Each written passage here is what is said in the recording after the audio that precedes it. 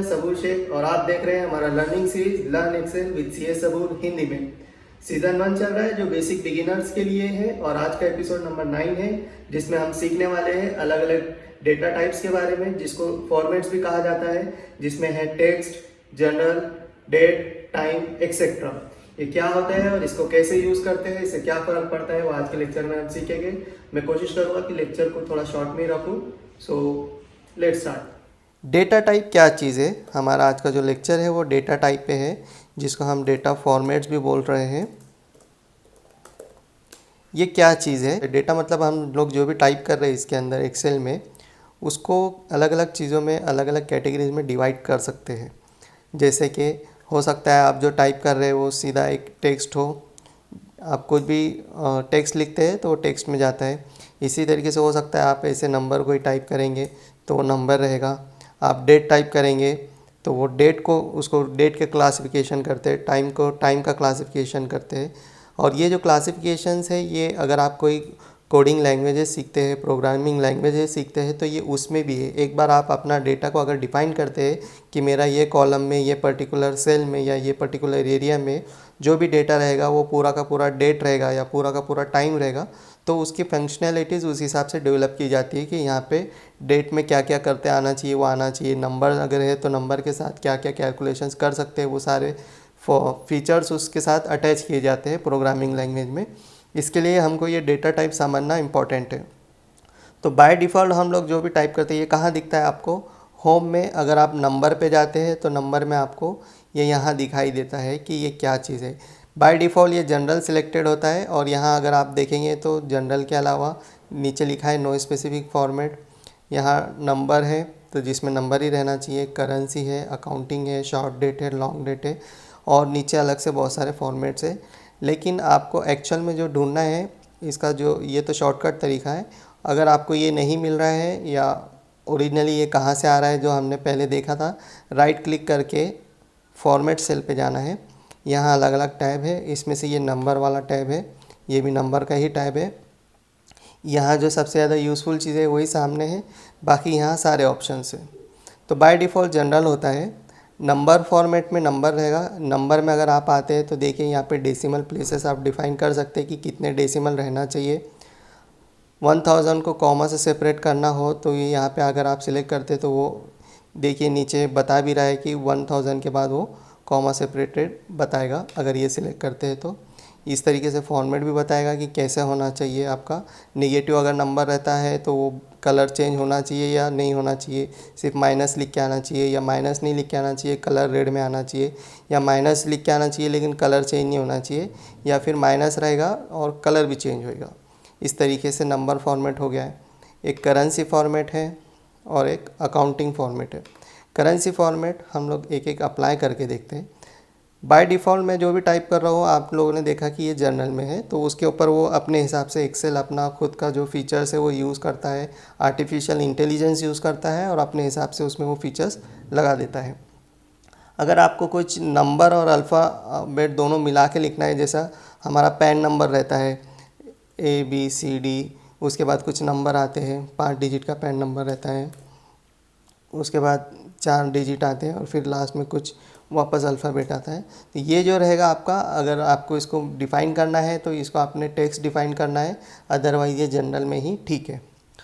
अब नंबर क्या है, यहाँ पे मैंने 2500 लिख दिया तो ये नंबर बोल के आ रहा है। नीचे 5000 लिख दिया, ठीक है।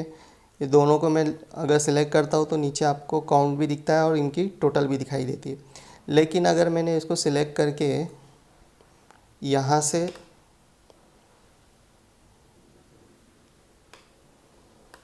ये नीचे टेक्स्ट का ऑप्शन है, टेक्स्ट सिलेक्ट कर लिया तो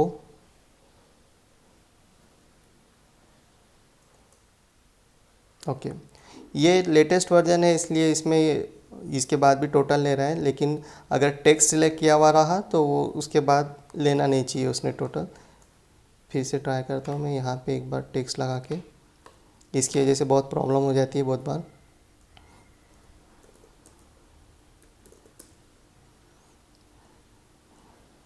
देखिए अगर यहाँ पहले नंबर ही था इसके लिए उसने ले लिया, अगर आप पहले से टेक्स्ट बोल के डिफ़ाइन करते हैं और उसके अंदर नंबर टाइप कर रहे हैं तो यहाँ थोड़ा एरर बोल के बताता है, लेकिन ये अगर आप दोनों को सिलेक्ट करते हैं तो यहाँ पे टोटल नहीं लेता है।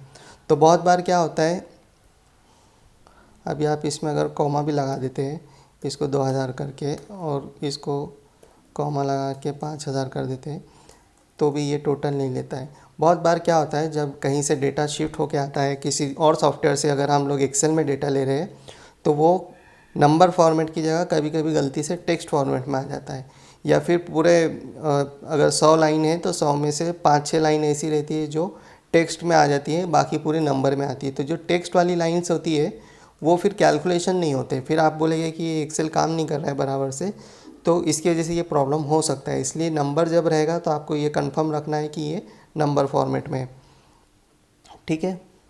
इसको आप यहाँ पे एरर भी बता रहा है क्योंकि बाय डिफ़ॉल्ट एक्सेल को भी समझ में आ रहा है कि आपने नंबर लिखा है लेकिन इसको टेक्स्ट फॉर्मेट से लिखा है, तो यहाँ आप इसको बोल सकते हैं कन्वर्ट टू नंबर्स, ठीक है। तो ये नंबर फॉर्मेट हो गया है। नीचे करेंसी है, करेंसी को सिलेक्ट करके देखते हैं क्या होता है। करेंसी सिलेक्ट करने के बाद यहाँ रुपीज़ का साइन आ गया है और यहाँ पे 2 डेसिमल आ गया है।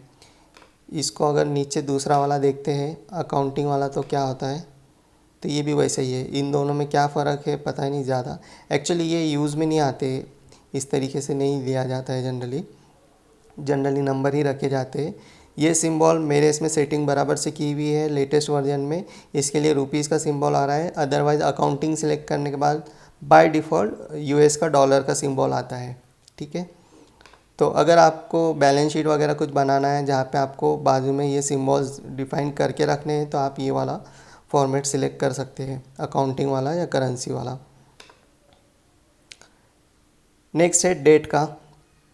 डेट अगर आपको लिखना है, जैसे कि मैं अगर लिखता हूँ 20/9/2020, यहाँ आप देखेंगे तो ये जनरल फॉर्मेट में है, ठीक है। मुझे चाहिए डेट, तो अगर आप डॉट लगाएंगे तो वो डेट फॉर्मेट नहीं लेता है, लेकिन अगर आपने उसको उसी डेट को स्लैश यूज़ किया 20/9/2020 तो स्लैश को उसने डैश कर दिया है और यहाँ पे अगर आप चेक करते तो ये डेट फॉर्मेट में आ गया है, ठीक है।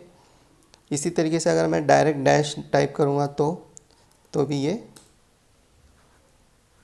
डेट फॉर्मेट में ऑटोमेटिक शिफ्ट हो गया है। तो अगर आपको डेट डालना है तो या तो आप टाइप करते टाइम स्लैश यूज़ करिए या फिर डैश यूज़ करिए, और नहीं तो फिर बाद में आपको टाइप करने के बाद अगर मैंने यहाँ डॉट टाइप किया और उसके बाद डेट में शिफ्ट किया तो होता है क्या, यहाँ शॉर्ट डेट है लॉन्ग डेट है, दोनों का क्या फ़र्क है देख लेंगे। इसको कुछ नहीं हुआ लेकिन ऊपर डेट में आ गया है, तो ये आया है कि नहीं आया है कैसे समझेगा।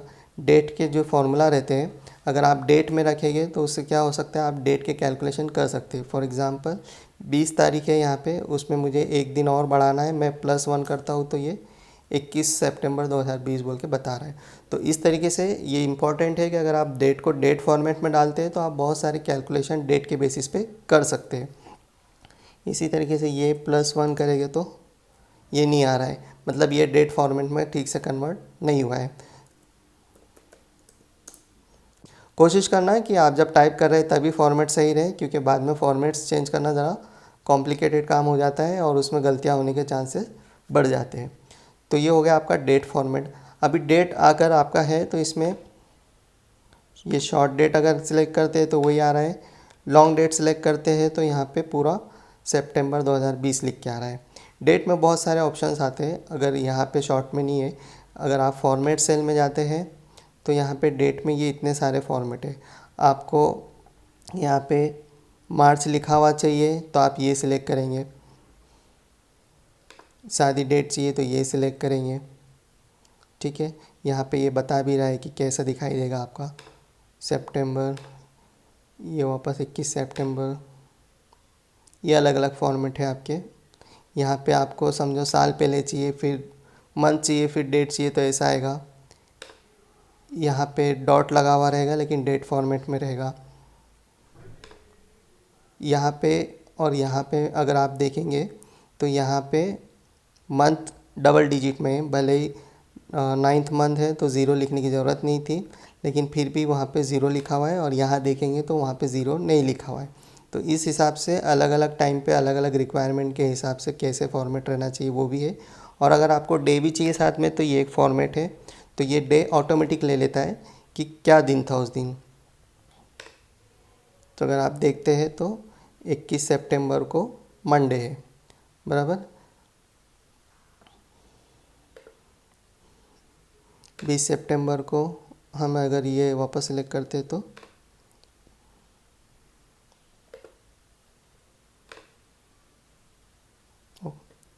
20 सितंबर को भी अगर हम डे देखना चाह रहे हैं तो ये फॉर्मेट सिलेक्ट करके इस तरीके से देख सकते हैं।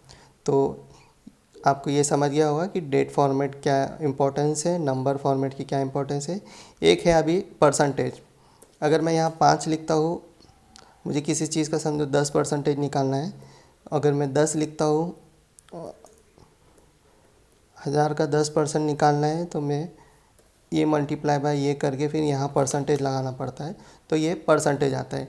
लेकिन अगर मैं इसी को परसेंटेज में डाल दूँ तो सिर्फ मल्टीप्लाई करना पड़ेगा। तो ये परसेंटेज कैसा आता है, 10 को अगर आप सिलेक्ट करने के बाद यहाँ से परसेंटेज सिलेक्ट कर लीजिए शॉर्ट में, तो परसेंटेज की टर्म्स में 10 को 1000% बोलते हैं। आप परसेंटेज सिलेक्ट करने के बाद आपको कितना रखना है वो वापस टाइप करिए, तो ये 10% है। तो 1000 का 10% वापस से मैंने यहाँ परसेंट का साइन लगाया था, उसकी ज़रूरत नहीं है, तो ये 100 बराबर दिखेगा। ये 10% टाइप करने के बजाय आप यहाँ आप पहले परसेंटेज सिलेक्ट कर लीजिए।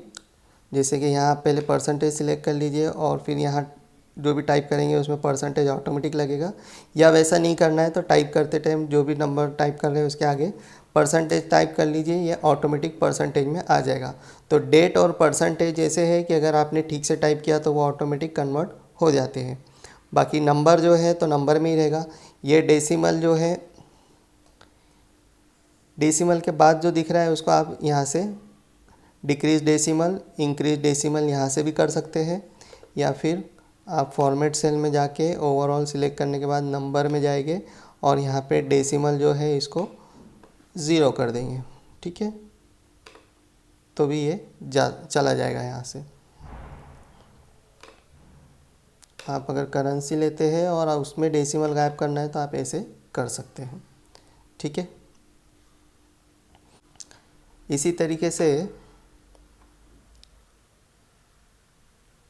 टाइम का भी होता है।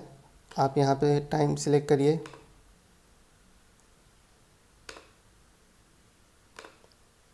आप टाइम सेलेक्ट करिए और अभी समझो टाइम हो रहा है 3:05। जो 24 की सीरीज़ में 15:05 दिखाई देगा। तो ये उसने उसको इस फॉर्मेट में टाइप कर लिया है। तो जो नंबर जो टाइम के फॉर्मेट में रहेंगे वो ठीक से टाइम के कैलकुलेशंस के लिए यूज़फुल रहेंगे कि 24 घंटे के बाद अगर किसी में 25 घंटे ऐड कर रहे हैं तो वो बराबर से टाइमिंग को 25 ऐड करने की बजाय 24 घंटे के बाद वापस से 1 2 3 से स्टार्ट करेंगे। इस तरीके से होता है।